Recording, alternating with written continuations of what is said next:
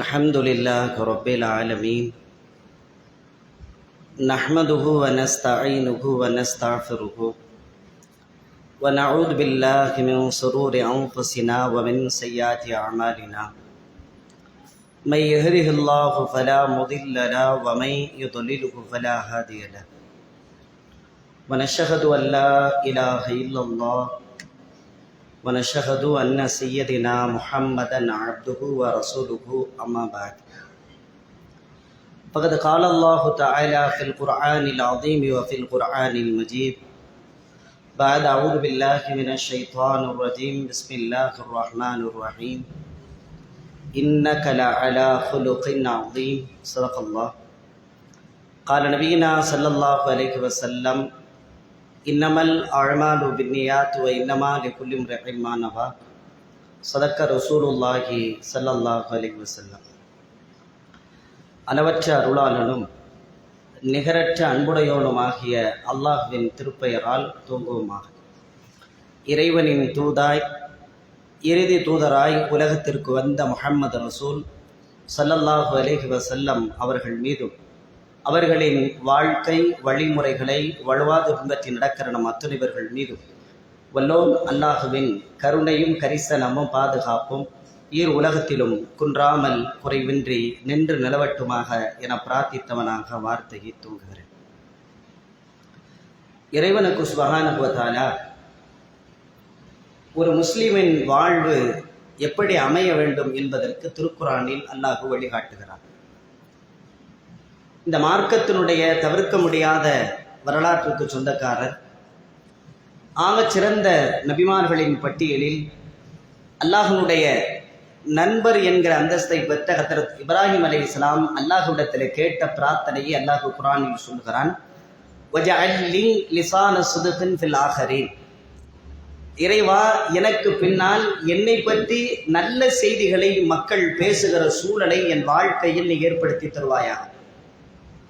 சிறப்புக்குரிய நபியாகவும் மேன்மைக்குரிய நபியாகவும் ப்ராஃபட்டாகவும் அவர்கள் வாழ்ந்திருந்த போதும் கூட தன்னுடைய வாழ்க்கையை பற்றி தன்னுடைய வரலாறை பற்றி மக்கள் பின்காலத்தில் நல்ல விதமாக பேசுகிற ஒரு சூழலை உருவாக்கித்தா என்று அல்லாஹ்விடத்தில் கேட்டார்கள். குர்ஆனில் இன்னொரு இடத்தில் அல்லாஹ் பதில் சொல்கிறான், வத்தரக்னா அலைஹி ஃபில் ஆஹிரீன்.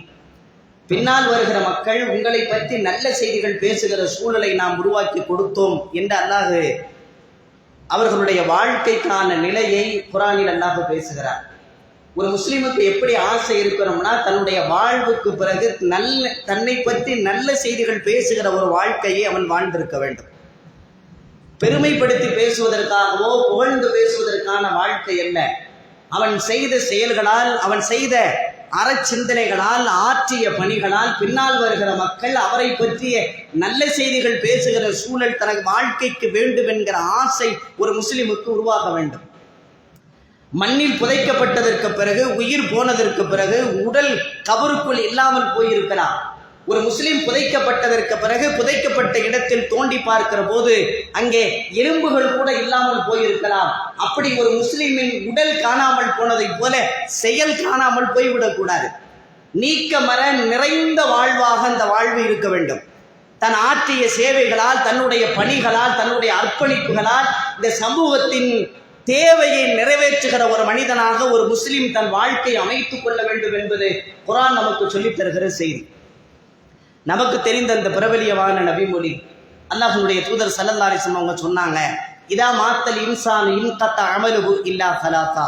ஒரு மனிதன் இறந்து போனால் மூன்றை தவிர எதுவும் அவனுக்கு பின்தொடர்ந்து வராது, எல்லாமே இல்லாமல் போயிடும். அவன் படித்த கல்வி, அவன் உருவாக்கி வைத்திருக்கிற செல்வம், அவனுடைய செல்வாக்கு, அவன் உலகத்தில் திரட்டி வைக்கிற பிம்பம் எல்லாம் உயிர் போனதற்கு பிறகு இந்த உலகத்தில் நிலையாக இருக்காது.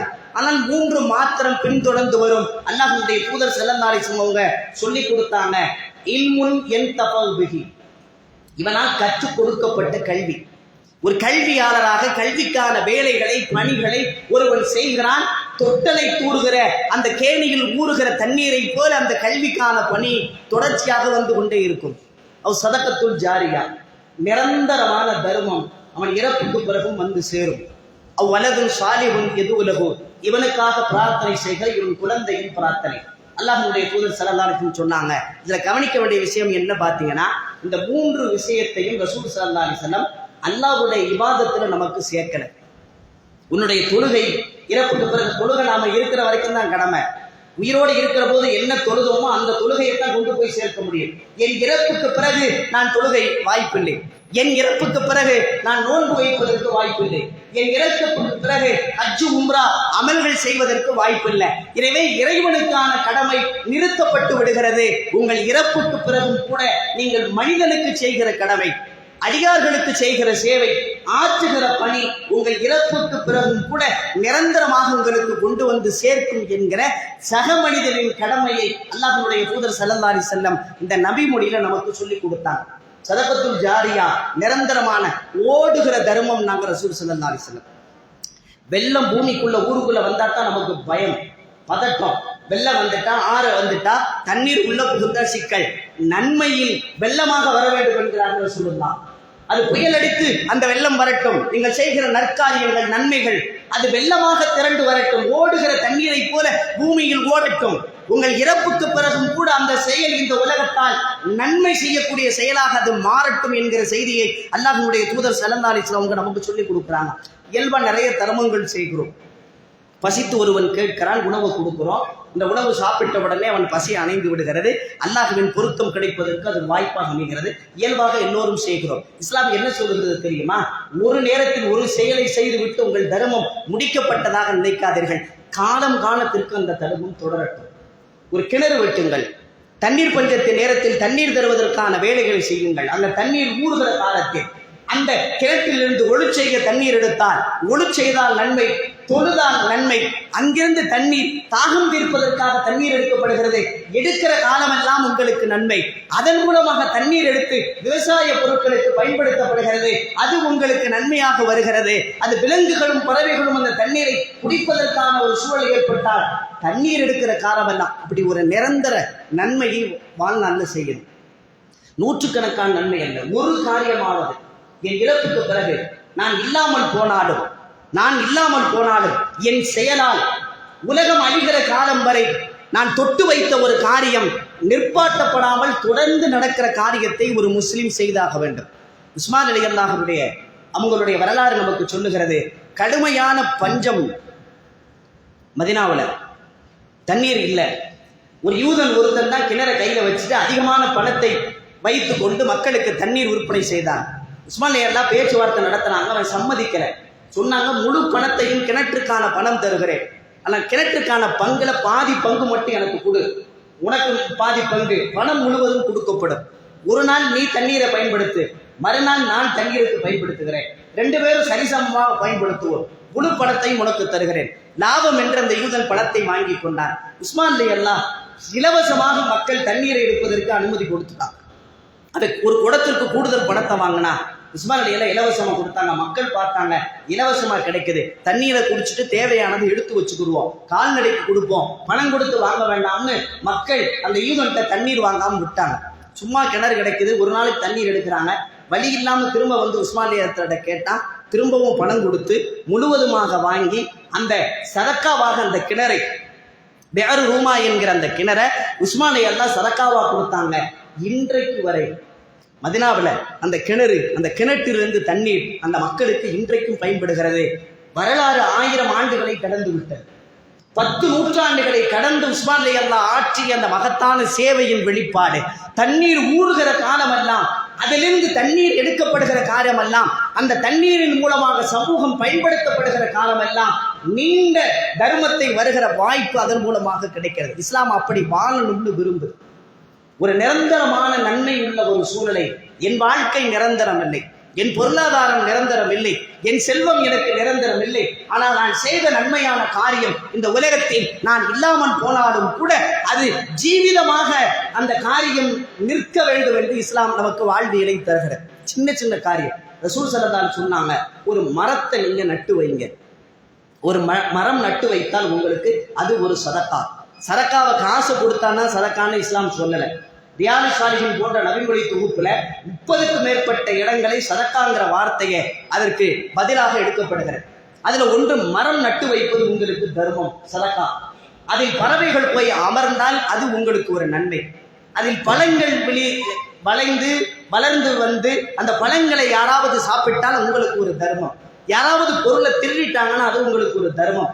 நிழலுக்காக போய் யாராவது அமர்ந்தால் அது உங்களுக்கு ஒரு தர்மம்.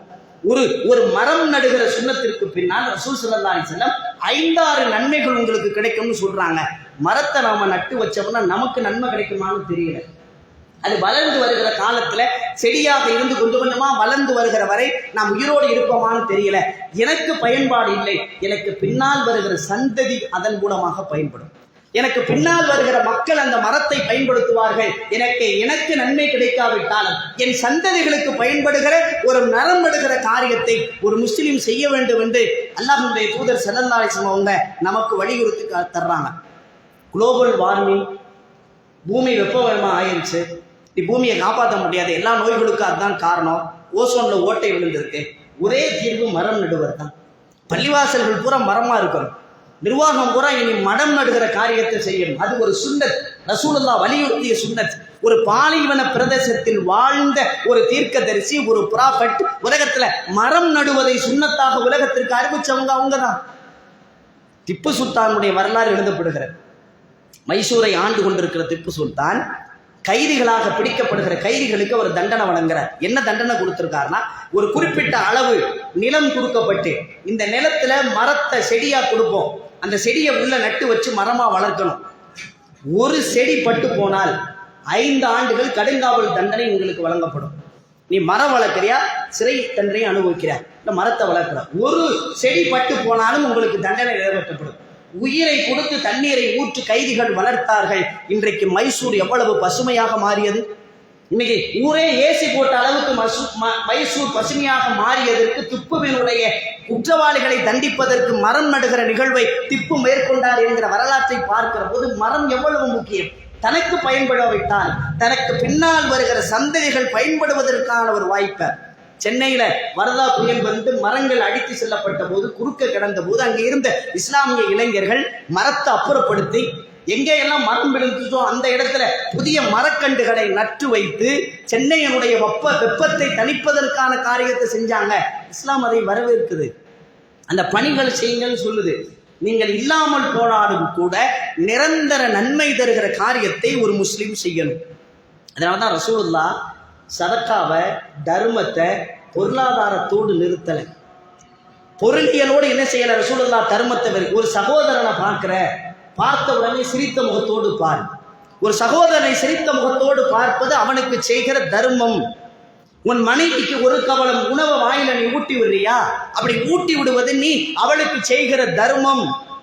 பார்வையற்றவர்களுக்கு வழிகாட்டுவது தர்மம். பாதையில கல்லு முள்ளு கிடந்தா அதை அப்புறப்படுத்தி போடுவது தர்மம். குணத்தோடு ரசூலுல்லாஹ் தர்மத்தை ஒப்பிட்டாங்க. நாம தர்மத்தை பொருளாதாரத்தோடு சுருக்கிக் கொள்கிறோம். தர்மத்தினுடைய ஒரு வழிதான் பொருளாதாரத்தை பயன்படுத்துறது. தர்மத்தை ஒரு அகண்ட பார்வையில் அல்லாஹ்வுடைய தூதர் ஸல்லல்லாஹு அலைஹி வஸல்லம் நமக்கு சொல்லி கொடுத்தாங்க. ஒரு சஹாபிக்கு சொன்னாங்க, தர்மத்தினுடைய சிறப்பை பேசினாங்க. அந்த சஹாபி கேட்டார், ரசூலுல்லாஹ் தர்மம் செய்யணும்னு சொல்றீங்க, எங்கள்கிட்ட வசதி இல்லையே, பொருளாதாரம் இல்லை, நாங்கள் என்ன செய்ய? ரசூலுல்லாஹ் சொன்னாங்க, நீ கைத்தொழில் செய்து பொருளை திரட்டு, சம்பாரி, உனக்கு பயன்படுத்து, மற்றவங்களுக்கு கொடு. எப்படி சொல்லுதுன்னா, ஒரு முஸ்லீம் சம்பாரிச்சு தர்மம் செய்யணும்னு சொல்லுது. நீ உனக்காக மட்டுமல்ல, ஊருக்காக உழைத்து தேவையுடைய மக்களின் தேவையை போக்குவதற்கு பொருளாதாரத்தை முஸ்லீம் சேகரிக்கணும். இஸ்லாம் வலியுறுத்துது. இல்லை, எனக்கு அப்படி சம்பாதிக்க வாய்ப்பில்லை, நான் என்ன செய்ய? ஒரு சஹாபி கேட்கிறார். ரசூல் ஸல்லல்லாஹு அலைஹி வஸல்லம் சொல்றாங்க, தேவையோடு ஒரு மனிதன் உன்னிடத்தில் வந்தால் அவனுடைய தேவையை போக்குவது தர்மம் தான். பொருளாதாரம் மட்டுமல்ல, கவலையோடு ஒருவன் வருகிறான், தோல்ல கை போட்டு இது ஒன்றும் பிரச்சனை இல்லை பார்த்துக்கலான்னு அவனுக்கு சொல்லுகிற ஆறுதல் தர்மம். கடுமையான நோயோடு வருகிறான், இது ஒரு பெரிய நோய் இல்லைப்பா, சரியாயிரும்னு அவனை ஆற்றுப்படுத்துகிறோம், ஆறுதல் படுத்துகிறோம், அது தர்மம். ரசூலுல்லாஹ் சொன்னாங்க, தேவையுடையவன் வருகிற போது அந்த தேவையை போக்குவது தர்மம். இல்லை, எனக்கு அதுவும் செய்ய முடியாது. நபிகள் நாயகம் ஸல்லல்லாஹு அலைஹி வஸல்லம் சொன்னாங்க, ஒரு தீமையை செய்யாமல் இருந்து ஒரு நன்மையை செய்வது தர்மம் தான். நீ பாவம் செய்யாமல் இருக்கிறல, அது ஒரு தர்மம் தான். நீ கெட்டது செய்யாமல் இந்த உலகத்தில் யாரையும் பாதிப்படாத ஒரு சூழலை ஒரு வாழ்க்கையில் அமைச்சிருக்கல, அது நீ செய்த ஒரு தர்மம் தான். ஒரு நன்மையான காரியத்தை உலகத்தில் நீ செஞ்சினா அதை தர்மம் என்று ரசூல் ஸல்லல்லாஹு அலைஹி வஸல்லம் தர்மத்தை நமக்கு விசாலமாக்கி கொடுத்தாங்க. ஒரு சுருங்கிய பார்வைக்குள்ள தர்மத்தை ரசூலுல்லாஹ் வச்சு கொடுக்கல. நபியை அல்லாஹ் புகழ்ந்தது எல்லாமே நபியினுடைய குணத்தை தான் அல்லாஹ் புகழ்கிறான் குர்ஆன்ல. இன்னக லலா குலுக்கின் அலைம், மகத்தான குணத்தில் நீங்கள் இருந்தீங்கள். ரசூலுல்லாஹ்வுடைய குணத்தை அல்லாஹ் பேசுகிறான், செயலை பேசல. ரசூலுல்லாஹ் செய்த புரட்சியை பேசல. ரசூலுல்லாஹ் ஏற்படுத்திய சமூக மாற்றத்தை குர்ஆன்ல அல்லாஹ் புகழல. ரசூலுல்லாஹ்வுக்கு இருந்த குணத்தை, எவ்வளவு அற்புதமான குணம் உங்கள்கிட்ட இருந்துச்சு. நீங்க எல்லாம் கடும் சித்தம் உள்ளவர்களாக இருந்திருந்தார், வலவ் குன்த ஃபல்லன் கலீலன் கல்வி, கடும் சித்தம் உள்ளவராக இருந்திருந்தால் லன் ஃபல்லு மின் ஹவுலிக, மக்கள்லாம் விரண்டு உங்களை ஓடி இருப்பாங்க. நீங்க நல்ல குணம் உள்ளவர்களாக இருந்தீர்கள், மக்கள் நேசிக்கக்கூடிய ஆளா இருந்தீங்க. இந்த குணம் ஒரு பெரிய தர்மம். இந்த கேரக்டர் இருக்குல்ல, இந்த அழகிய குணம் இருக்கு பாருங்க, இது ஒரு மிகப்பெரிய தர்மம். ரசூல் ஸல்லல்லாஹு அலைஹி வஸல்லம் மக்காவில் பிரச்சாரம் பண்ணிட்டு கடுமையான அடி வாங்கிட்டு தொல்லை வாங்கிட்டு, முதல் மனைவி கதீஜா அம்மாவுடைய மரணம், பாதுகாத்த அபூ தாலிப் சிறியருந்தையின் மரணம், கடுமையான சோகத்தில் தாயிபுக்கு ரசூலுல்லாஹ் போகிறாங்க. தாயிபுக்குள்ள நுழையிறாங்க. ரசூலுல்லாஹ்வுக்கு கல்லடி சம்பவம் நமக்கு தெரியும். கடுமையான வேதனை, ரத்தம் ஒழுகிறது. வெளியே வரும்போது ரசூலுல்லாஹ் கண்ணீரோடு அல்லாஹ்ட்ட துவா செஞ்சுட்டு வர்றாங்க. புகாரியில் வருது, இந்த வார்த்தையை நீங்கள் படிக்க முடியாது. தான் பலவீனப்பட்டு அடிபட்டு தாய்வுல தனக்கு ஆறுதல் கிடைக்குங்கிற நம்பிக்கையில் உள்ள போன போது அடித்து விரட்டப்பட்ட அந்த நிகழ்வு சோகத்தோடு ரசூலுல்லாஹ் அல்லாஹ்ட்ட துவா செஞ்சுட்டு வெளியே வர்றாங்க. ஜிப்ரீல் அல்லாஹ் அனுப்புகிறான். அனுப்பி ஜிப்ரீல் மலைக்கு வந்து கேட்குறாரு, நீங்கள் உத்தரவிடுங்க, தாயிபுங்கிறது 2 மலைக்கு நடுவில் தான் இருக்கு, இந்த 2 மலையை நாங்கள் ஒன்றா நசுக்குனா இந்த மக்களை என்ன செஞ்சிடலாம், உயிரோடு இல்லாமல் ஆக்கலாம். உங்களை இவ்வளவு சித்திரவதை பண்ணிட்டாங்கல்ல, நீங்கள் சரின்னு சொல்லுங்க, தலையசைங்க, அவங்க 2 பேர்த்தையும் நசிக்கிடுவோம். நல்ல வாய்ப்பு. ரசூலுல்லாஹ் அவ்வளவு அடி வாங்கினாங்க. ஆனால் என்ன வார்த்தை சொன்னாங்க, இவங்க முஸ்லீம் ஆகாட்டும், இவங்களுக்கு பின்னால் உள்ளவங்க முஸ்லீம்களாக மாறுவாங்க, ஒன்றும் நீங்கள் செய்ய வேணாம் அப்படின்னு ரசூலுல்லாஹ் மன்னிச்சாங்கல்ல. அந்த மன்னிப்பு தான் இன்னைக்கு தாயிபு முஸ்லீம் நாடாக மாறிச்சு. ரசூலுல்லாஹ் மட்டும் அன்னைக்கு ஆமான்னு சொல்லி இருந்து தாயிப்பு மக்கள் அழிக்கப்பட்டிருந்தால் இன்றைக்கு தாயிப்பு அல்லாஹ்வுடைய வேதனை இறங்கிய பூமியா இருக்கும், அல்லாஹ்வுடைய சாபத்துக்குரிய பூமியா மாறி இருக்கும். உம்ராவுக்கும் ஹஜ்ஜுக்கும் போகிற மக்கள் தாயிபுக்குள் நுழைகிற போது ரசூல் ஸல்லல்லாஹு அலைஹி வஸல்லத்தை அடித்து துவைக்கப்பட்ட ரத்தம் சிந்தப்பட்ட இடம்னு ஒரு மிகப்பெரிய உடம்புக்குள்ள மின்சாரம் பாயுது. கண்ணீரோடும் கம்பளையோடும் தாயிப்புக்குள்ள மக்கள் கவலையோடு நுழையிறாங்கன்னா ரசூலுல்லாஹ் கொடுத்த மன்னிப்பு. இன்னொரு ஆச்சரியம் என்ன தெரியுமா, இன்றைக்கு உலகளவில் இஸ்லாமிய அழைப்பு பணி என்கிற தாவா பணியை அதிகமாக செய்யக்கூடிய மக்கள் தாயிப்பு மக்கள். அவங்களுடைய பெருவாரியான பொருளாதாரம் இஸ்லாமிய அழைப்பு பணிக்காக பயன்படுத்தப்படுகிறது. ரசூலின் ஒரு மன்னிப்பு 1500 ஆண்டுகளை கடந்ததற்கு பிறகும் கூட தாயிபை ஆன்மீக பூமியாக மாற்றியது. தாயிபு வாசிகள் இஸ்லாமிய பிரச்சாரம் செய்கிற மக்களாக அவர்களை மாற்றியது. இன்றைக்கரை ரசூலுல்லாஹ்வுக்கு அந்த நன்மை போய்கிட்டே இருக்குங்க. 1100 வருஷம் ஆயிருச்சு. ஒரு மன்னிப்புக்கு பின்னால் மாபெரும் சதகத்துல் ஜாரியா, நிரந்தர தர்மம் அதிலிருந்து வருகிறது. நம்முடைய கேரக்டருக்கு பிறகு நமக்கு அல்லாஹ் வழங்கிய அறிவுக்கு பின்னால் நம்மளுடைய மனதுக்கு பின்னாலும் கூட சில நன்மையான காரியங்களை நாம செய்ய முடியும். நமக்கு மார்க்கம் அப்படி வலியுறுத்தி சொல்லுது, நீங்கள் நற்குணம் உள்ளவர்களாக வாழ்ந்தால் அந்த குணங்களே இந்த சமூகத்துக்கு தேவையான நல்ல நிலையை உருவாக்கி தரும் என்கிற செய்தியை இந்த தகவல் நமக்கு உணர்த்தி தருகிறது. எனவே குர்ஆனும் ஹதீஸும் நமக்கு காட்டிய தர்மம் என்பது பொருளாதாரத்தோடு சேர்ந்த அழகிய வாழ்க்கை, அழகிய குணநலம், சமூகத்துக்கு தேவையான சேவைகள், என் உயிர் போனதற்கு பிறகும் கூட நிரந்தரமான நன்மை வருகிற ஒரு காரியத்தை ஒரு முஸ்லிம் தன் வாழ்நாளில் செய்தாக வேண்டும் என்கிற அற்புதமான பாடம் குர்ஆனும் ஹதீஸும் நமக்கு காட்டித் தருகிற வழிகாட்டுதல். அப்படி வாழ்வதற்கான நல்ல சூழலையும் சந்தர்ப்பத்தை அல்லாஹ் நம் அனைவருக்கும் உருவாக்கி தருவானாக.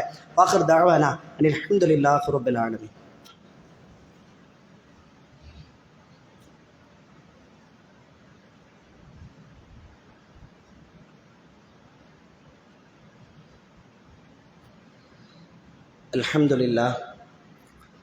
அல்ஹம்துலில்லாஹ் ரப்பில் ஆலமீன். ஸலாத்து வஸ்ஸலாமு அலா சய்யிதனா முஹம்மதின் ஸல்லல்லாஹு அலைஹி வஸல்லம். ஒரு முஸ்லிமினுடைய ஆசையாக தன்னுடைய வாழ்நாள் முடிவதற்கு முன்னால் இந்த சமூகத்திற்கு ஏதாவது ஒரு நன்மையான காரியத்தை தன்னுடைய வாழ்க்கையில் கபருக்கும் கூட நிரந்தரமாக வருகிற ஒரு செயலை தன் வாழ்வில் செய்தாக வேண்டும் என்கிற ஆசையோடு துடிப்போடு அதை நோக்கிய பயணத்தில் ஒரு முஸ்லீம் வாழும். இப்போ உதாரணமாக இன்றைக்கு ஜும்மா 3ஆம் தேதி ஒரு ஜும்மா தொழுதுருக்கோம், மலக்கு பதிவு செஞ்சுட்டாங்க, நாளைக்கு மறுமைக்கு விசாரணைக்கு வருது. நாம் எத்தனை ஜும்மா தொழுதுருக்கோம்னு எழுதப்பட்டிருக்கோம், ஒரு ஜும்மா தொழுதுருக்கோம். இப்போ 3ஆம் தேதி கம்பத்தில் பள்ளியில் ஒரு ஜும்மா தொழுகப்பட்டதுன்னு எழுதப்பட்டிருக்கு. உதாரணமாக இந்த பள்ளியை நாம் கட்டின ஆளாக இருக்கோம், இந்த பள்ளிவாசல் நம்மால் கட்டப்பட்டிருக்கு, இந்த கட்டுறதுக்கு நாம் பொருளாதார உதவி செஞ்சுருக்கோம், இதை நிர்மாணிப்பதற்கான வேலையை நாம் செஞ்சுருக்கோம். 3ஆம் தேதி இந்த பள்ளிவாசலில் 50 பேர் தொழுதாங்கன்னா என் பெயரில் 50 ஜும்மா நான் தொழுதேன் என்று எழுதப்படும். 500 பேர் தொழுகிற பள்ளிவாசலை நான் கட்டியிருந்தால் 500 பேர் தொழுத ஜும்மாவுடைய நன்மை அவர்களுக்கும் குறைக்காமல் எனக்கு எழுதப்படும். 5000 பேர் தொழுகிற அளவுக்கு ஒரு பள்ளிவாசல் கட்டப்பட்டால், ஒரு நேர தொழுகை எங்கே நிறைவேற்றப்பட்டால், நான் தொழுது ஒரு தொகை, ஒரு நுகர் தொழுகை. ஆனால் நான் கட்டுவதற்கான ஒரு பணியில் ஈடுபட்ட ஒரு காரியத்தை நான் செய்து மரணித்துக்கிறேன். அந்த பள்ளி இருக்கிற காலம் எல்லாம் அந்த பள்ளியில் உச்சரிக்கப்படுகிற ஒரு வார்த்தைக்கு பின்னால், அங்கே நடத்தப்படுகிற மார்க்க பணிகளுக்கு பின்னால், அங்கே ஆற்றப்படுகிற சேவைகளுக்கு பின்னால், அங்கே தொழப்படுகிற ஒவ்வொரு தொழுகைக்கு பின்னாலும் எனக்கு ஒரு நன்மை வருமானால், அப்படி ஒரு நிரந்தரமான காரியத்தை ஒரு முஸ்லிம் தன் வாழ்க்கையிலே செய்யணும். ஒன்றையாவது செய்துவிட்டு தான் மௌத்தாகும், அல்லாத துவா கேட்டுட்டே இருக்கணும். அப்படி ஒரு காரியத்தை என்னிடத்திலிருந்து வாங்கிவிட்டு என் உயிரை இந்த உலகத்தில் மரணிப்பதற்கான சூழலை எனக்கு உருவாக்கி கூட அல்லாட்ட கேட்கிறோம். குறுகிய காலம், கொஞ்சம் தான் பொருளாதாரம், நிரந்தரமான நன்மை நமக்கு கிடைக்கும். கபரிலும் கூட ரசூலுல்லாஹ் சொன்னாங்க, 3 பொருள்கள் உங்க பின்னாடியே வரும், 2 திரும்பி வந்துடும். 1 குடும்பம் திரும்பி வந்துடும், உங்களுடைய செல்வம் திரும்பி வந்துடும். கபருக்குள்ள எது இருக்கும், நீங்க செய்த நன்மைகள் மாத்திரம்தான் உள்ள இருக்கும். ஒருத்தனை கபருக்குள்ள வைக்கிறாங்க, ஒரு அழகிய தோற்றத்தோடு ஒரு மனிதன் வரலாம், இவன் பார்த்து மிரண்டு போயின்னா கபருக்குள்ள ஒரு அழகிய தோற்றமா யாருன்னு கேட்கிறான். அப்ப அவனுக்கு சொல்லப்படுது, நீ பூமியில செஞ்சில, நீ கம்பத்துல இந்தந்த காரியம்லாம் பண்ணில, இந்த சேவையெல்லாம் ஆட்சியில, இந்த மருத்துவ பணி, இந்த கல்வி பணி, இந்த பள்ளிவாசல் பணி, சமூக தேவையோடு இருந்த போது அந்த சேவைக்கான பணி, மழை பிரச்சனை வந்த போது, தண்ணீர் பிரச்சனை வந்த போது, அந்த மக்களுக்கு இந்த காரியத்தெல்லாம் பண்ணில, இந்த அமல்களை எல்லாம் ஒரு உருவமாக மாற்றிட்டேன். கபருக்குள்ள யாருமே வர முடியாது, எந்த செல்வாக்கும் உள்ள உனக்கு போகாது. சில தலைவர்களை புதைக்கும் போது பணத்தை போட்டே புதைக்கிறாங்க, மண்ணு தான் திங்குமே தவிர உள்ளே இருக்கிற புதைக்கப்பட்ட பிணத்திற்கு பயன் இல்லை.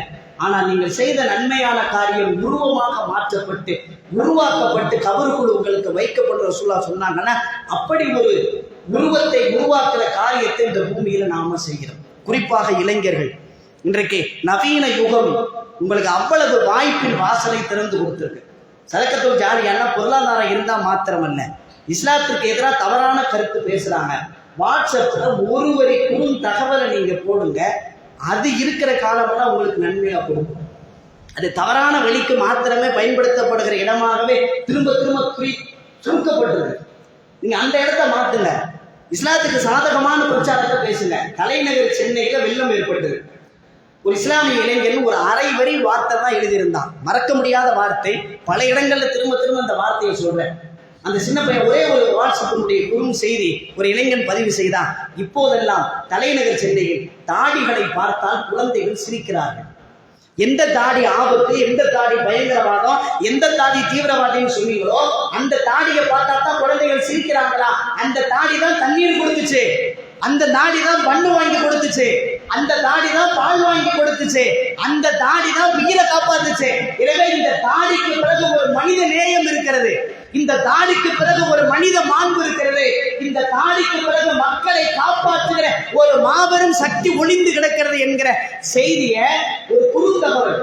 இப்போதெல்லாம் தாடிகளை பார்த்தால் குழந்தைகள் சிரிக்கிறாங்கன்னு அரை வாரத்திற்குள்ள இஸ்லாமிய சமூகத்தினுடைய ஆன்மாவை குறிக்கிற வார்த்தையை இளைஞன் பதிவு செஞ்சான். அப்படி தகவல்களை பேசுது. புத்தகம் உருவாக்கப்பட்டிருக்கிறது. குர்ஆனுடைய தர்ஜுமாக்கள், குர்ஆனுடைய விளக்க உரைகள், இஸ்லாமிய வரலாறுகளை புத்தகமாக மாற்றி இலவசமா படிக்க வைக்கிற முயற்சியை பண்ணுங்க. கல்வியில முஸ்லிம்கள் நிறைய பின்தங்கி இருக்காங்க. அவர்களுக்கு தெரியாத பாடங்களை நீங்க வகுப்புகளாக எடுத்து யூடியூப்ல இலவசமா பரப்புங்க. அந்த பாடத்தை அதற்கு பின்னால் ஒரு சதகத்துல் ஜாரியா, அது எத்தனை மாணவர்கள் படிக்கிறார்கள், எத்தனை குழந்தைகள் படிக்கிறார்கள், மார்க்கத்தோடு சம்பந்தப்பட்ட கல்வி சார்ந்த மகத்தான பணிகளை உருவாக்குகிற வேலைகள் நிறைய காத்து கிடைக்கிறது. இந்த நவீன சாதனங்களை நமக்கு சாதகமாக மாற்ற வேண்டிய பொறுப்பு. ஒரு நிமிஷத்துல ஒரு குறும்படம், ஒரு நிமிஷத்தில் எந்த இசையும் எதுவும் இல்லாமல் ஒரு நிமிஷத்துக்கு அந்த குறுப்படங்களுக்கு பின்னால் இஸ்லாத்தினுடைய அத்தாட்சியை பேச முடியுது, ஆதாரங்களை பேச முடியுது, சத்தியம் எது என்பதை மக்களுக்கு மிக இலகுவாக காட்டுவதற்கான நிறைய தகவல்கள் உள்ளுக்குள்ள இருக்கு. அது இளைஞர்கள் தங்கள் கைப்பக்குவத்திற்கு கொண்டு வர முயற்சி. தவறான செய்திகளுக்கு மாத்திரமே அகப்பட்ட வாழ்க்கையை தாண்டி இஸ்லாமிய சமூகத்துக்கு கொண்டு வரும். காசு கையில இருந்தா தான் ஏதாவது செய்ய முடியும். கையில எதையுமே கொண்டு வரலையேங்கிற வருத்தம் இல்லை. ஜிபே, மொபைல்ல பணங்கள் தேவைப்பட்ட உடனே பணத்தை எங்கேயும் அனுப்பலாம். ஆசாவில் இருக்கிற மக்களுக்கு பணத்தை கொண்டு போய் சேர்க்கலாம்.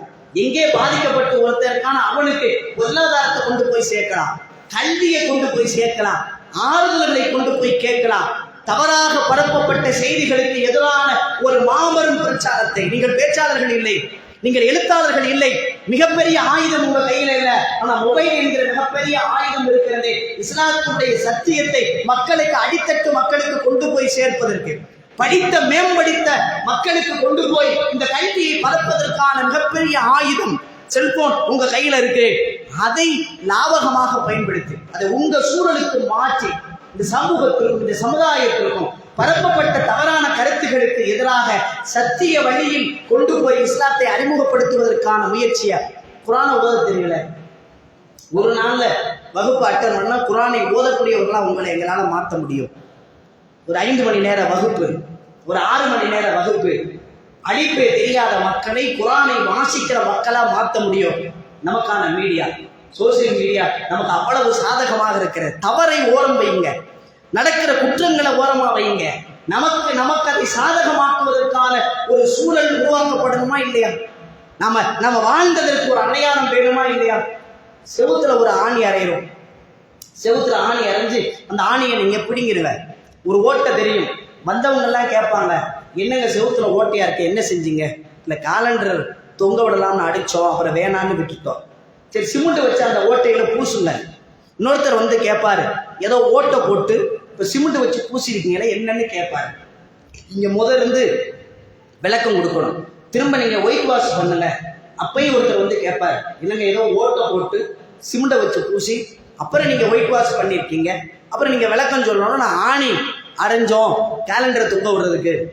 வெறும் இரும்பு துகள்களால் செய்யப்பட்ட ஒரு 1/2 இன்ச்சி ஆணி, இரும்பு துகள்களால் செய்யப்பட்ட ஒரு 1/2 இன்ச்சி ஆணி தன் தலையில் அடி வாங்கி கொண்டு இந்த பூமியை நான் வாழ்ந்திருக்கிறேன் என்பதற்கு ஒரு அடையாளத்தை விட்டுட்டு போகுது. நான் பூமியில வாழ்ந்திருக்கேன், அடையாளத்தை பாரு. ஒரு சோத்தை ஓட்ட போட்டிருக்கேன்னு ஒரு 1/2 இன்ச்சி ஆணி தான் வாழ்ந்ததற்கு அடையாளத்தை இந்த உலகத்தில் உருவாக்க வேண்டுமானால், அதுக்கு அந்த சக்தி இருக்குமானால், ஒரு முஸ்லீமாக வாழ்ந்து அல்லாஹ்வுடைய அருளை அத்தனையும் சுவைத்திருக்கக்கூடிய நான் என்ன வாழ்ந்திருக்கேன்னு ஒரு அடையாளம் எனக்கு வேணாம்? ஒரு அடையாளத்தை உருவாக்க வேண்டாம்?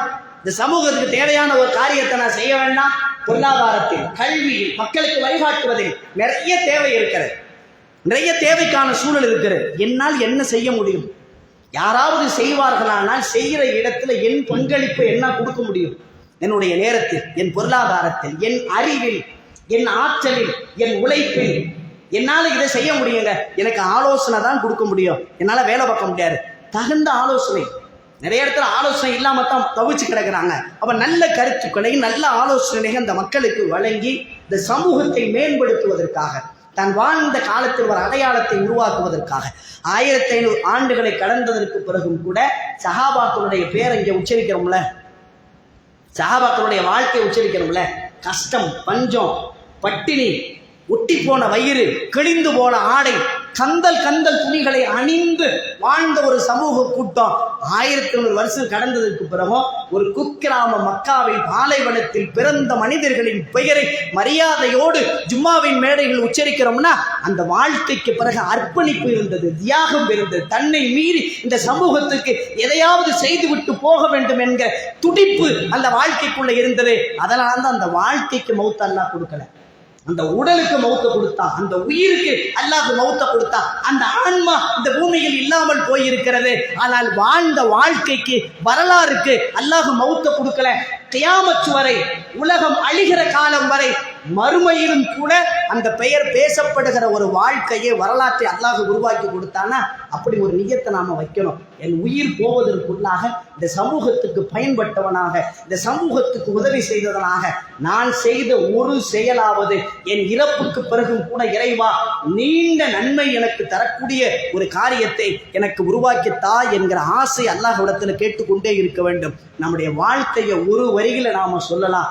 எங்க தாத்தா யாருன்னு தெரியும், எங்க தாத்தாவோட தாத்தா யாருன்னு எனக்கு தெரியாது. எங்க தாத்தா யாருன்னு எனக்கு தெரியும், எங்க தாத்தாவோட தாத்தா தெரியாது. என் பேரை யாருன்னு நான் பார்க்கலாம், என் பேரனோட பேரை யாருன்னு நான் பார்க்க முடியாது. என் வாழ்க்கை அவ்வளவுதான். முன்னோர்கள்ல என் தாத்தாவோட தாத்தாவை எனக்கு தெரியல.